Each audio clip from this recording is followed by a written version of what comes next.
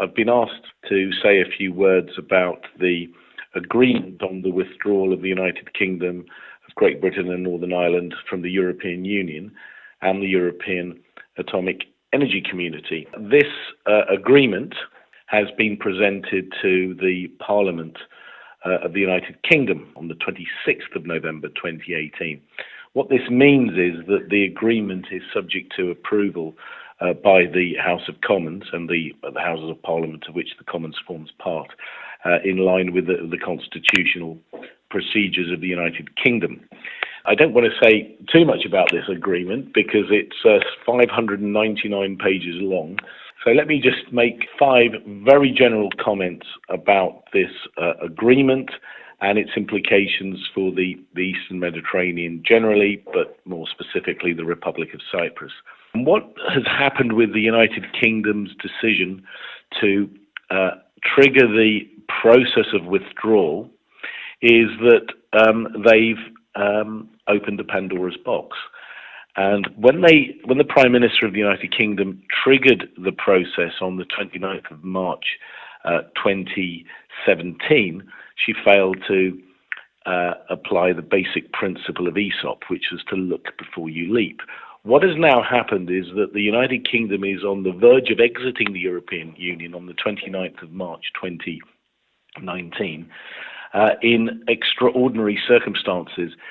By all accounts, and these accounts may be wrong, the House of Commons is likely to reject the agreement on the 11th of December 2018 when a meaningful vote is going to take place on the floor of the House of Commons following a debate on the agreement.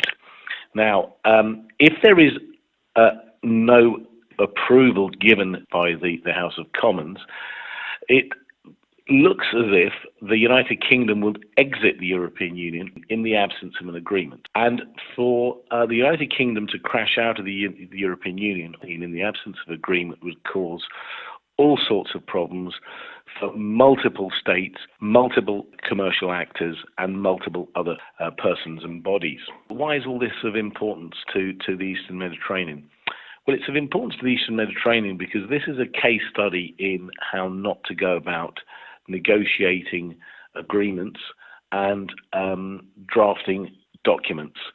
What the United Kingdom did was they served the notice before they were ready, and after serving the notice, which triggered a 2-year period for negotiation, they found themselves up against it, trying to cobble together an agreement which would try and satisfy enough people to approve it. And they've ended up with an agreement which has been passed by the European Union, but is not being accepted by a large number of people in the United Kingdom.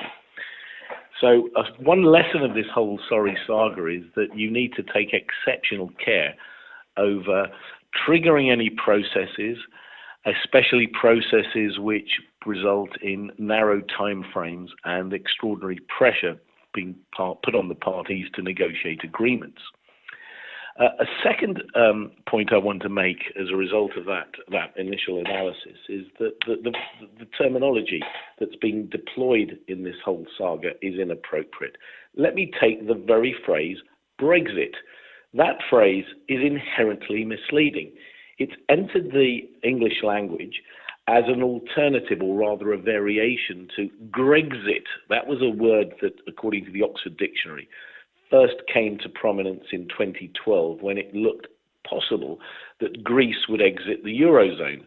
That phrase has been adopted in the context of the United Kingdom's proposed exit from the European Union and its current state, which is as being on the verge of exiting the European Union.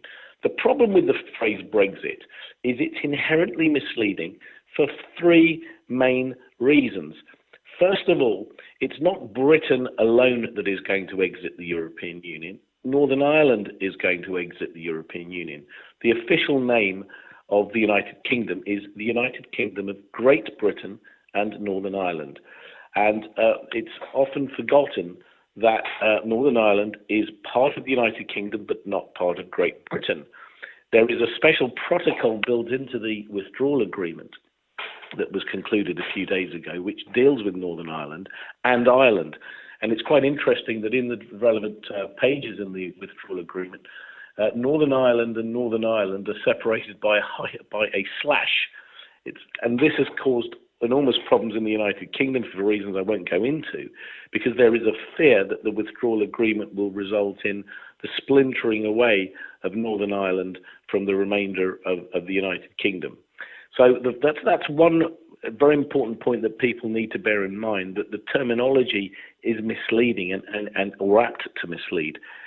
Related to that, Brexit is not just going to affect the United Kingdom and the Great Britain part of the United Kingdom. Brexit, to use the phrase, is also going to affect Gibraltar, which has a special and rather unsettling relationship with Spain. Brexit, to use that phrase again, is also going to affect the two sovereign base areas that are situated on the island of Cyprus and over which the United Kingdom asserts sovereignty. So for those reasons alone, Brexit is misleading, because the withdrawal of the United Kingdom from the European Union is going to result in the dissolution of the protocols from 2003, which were applied upon the accession of the Republic of Cyprus to the European Union on the 1st of May 2004. What this means in practice is that a special protocol has had to be drafted and woven into the withdrawal agreement. I'm not going to go into that protocol in any detail, but it's of huge significance to both the sovereign base areas and the Republic of Cyprus. This leads me to my next point. That agreement emerged a few days ago in draft form, and then it was formally approved on the 25th of November, and then presented to the House of Commons on the following day, on the 26th of November.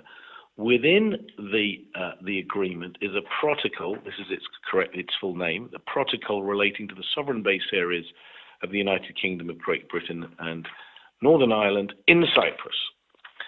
That protocol did not emerge until it was released in draft form on the 14th of November, and now people like me and a few other academics are no doubt struggling to make head or tail of that protocol in readiness for this vote on the 11th of December in the House of Commons. But the point is that this protocol, of 20 or so pages long, has not been, insofar as I can see, this protocol has not been subject to a proper, fair and transparent consultation exercise. And therefore, if this protocol is introduced on the 29th of March 2019, if it's approved before then, it will radically alter the arrangements that affect the sovereign base areas on the island of Cyprus. I'm not making any comment in favour or against the sovereign base areas. I'm not making any comment against or in favour of the protocol. I'm merely pointing out that this process that was adopted in relation to the protocol was, in my judgment, deeply unfair.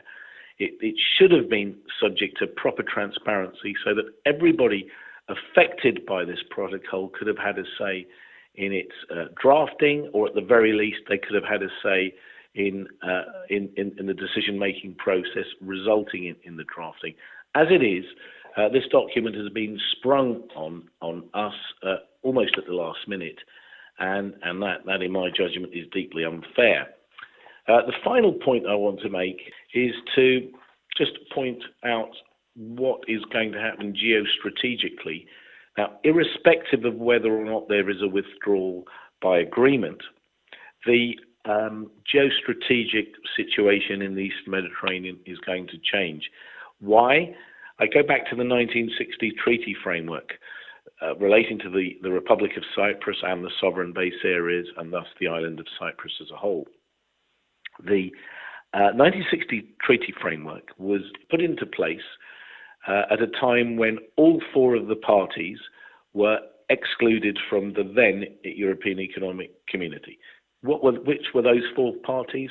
Most obviously the Republic of Cyprus, but also Greece, Turkey, and the United Kingdom. On the 1st of January 1973, the United Kingdom joined the then European Economic Community. The other three parties to the 1960 treaty framework stayed out.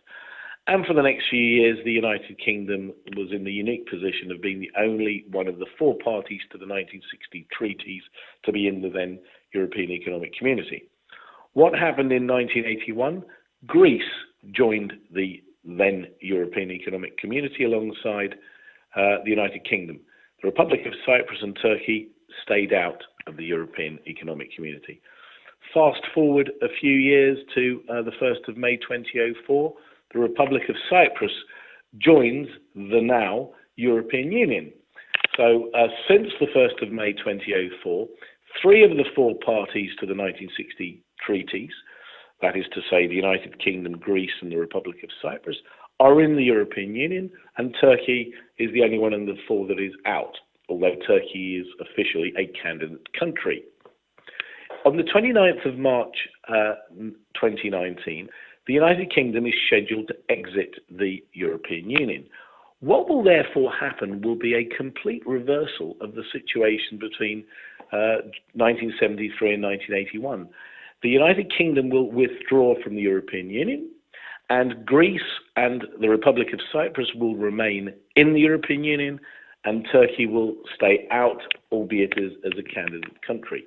So the dynamics of the 1960 treaty relationship are going to undergo an extraordinary and indeed unprecedented change in practice. What does this mean? Let me just offer you three practical implications which will be of relevance to the Eastern Mediterranean. Firstly, the United Kingdom will inevitably withdraw from the decision-making processes in the European Union.